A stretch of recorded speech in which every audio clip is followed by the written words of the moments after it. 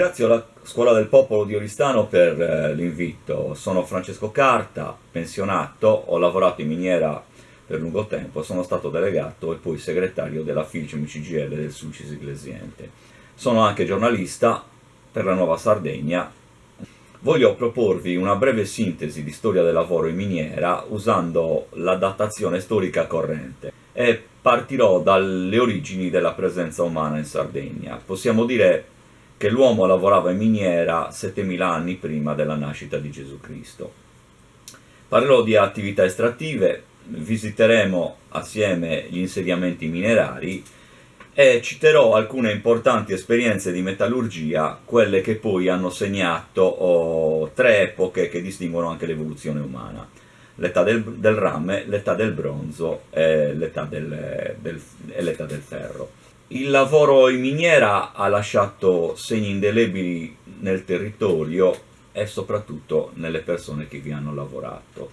Miniera in letteratura è un termine che evoca buio, pericolo, polvere, ma anche sudore, fatica e troppe volte lutti. In questi brevi momenti di storia ci saranno come protagonisti donne e uomini. Spesso, troppo spesso, troveremo anche bambine e bambini, chiamati a lavorare nel buio delle miniere, nelle gallerie, nelle cave, nei pozzi, nei fornelli, per sopravvivere o, come vedremo, perché costretti a lavorarvi.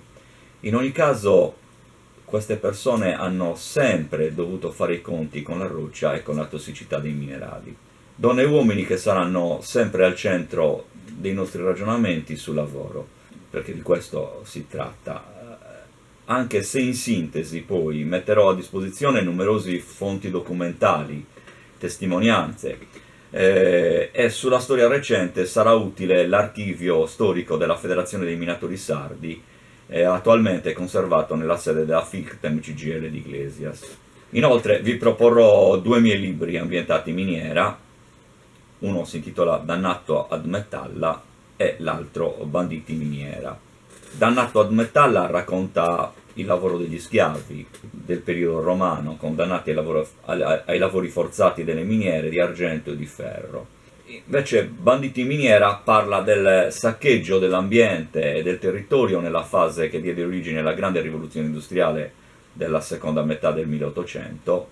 Il nostro excursus storico inizierà oggi con l'uomo del Neolitico, un personaggio che spaccava la roccia, quasi sempre trachite, una roccia vulcanica, la spaccava con mazze di pietra per estrarre l'ossidiana, un'altra pietra vulcanica contenuta all'interno della trachite, che è l'oro nero sardo, un minerale utilizzato per fare armi, gioielli e talvolta altri manufatti ad uso religioso.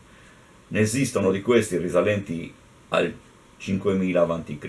Minerale importantissimo, tanto che le popolazioni isolane lo commerciavano con il resto del mondo. Siamo in un periodo interessantissimo, preistoria e miniere, è sicuramente un mondo tutto ancora da indagare e da esplorare. L'uomo di quei tempi sapeva andare al sodo, prendeva dalla terra solo quello che era utile per sopravvivere, e questo è un fatto importante. I minerali li utilizzava per costruire arnesi per cacciare, per pescare o per l'agricoltura. Il sardo della preistoria conosceva sicuramente le rocce e i minerali, e questo lo testimoniano molte cave ancora ben conservate, riconducibili al Neolitico che è l'ultimo periodo dell'età della pietra, della cosiddetta età della pietra. A Fonni ci sono delle cave realizzate per estrarre graniti, a Laconi, nel centro della Sardegna, ce ne sono altre dove l'uomo estraeva la trachite, e come ho detto prima, l'ossidiana era una miniera a cielo aperto nell'Oristanese. I primi uomini di miniera alle prese con lo scavo dei minerali veri e propri, quelli che potremmo anche oggi senza smentita chiamare minatori, li troviamo intorno alla prima metà del terzo millennio a.C. Oggetti metallici, per lo più di rame, ci fanno lentamente allontanare dall'età della pietra, ma i minatori nostrani in quel periodo incominciano anche a cimentarsi con un'altra risorsa della terra sarda, il piombo. Da quel periodo le miniere di piombo sono rimaste attive fino al 1980. Il piombo è stato rinvenuto in molti reperti dell'epoca di quel periodo.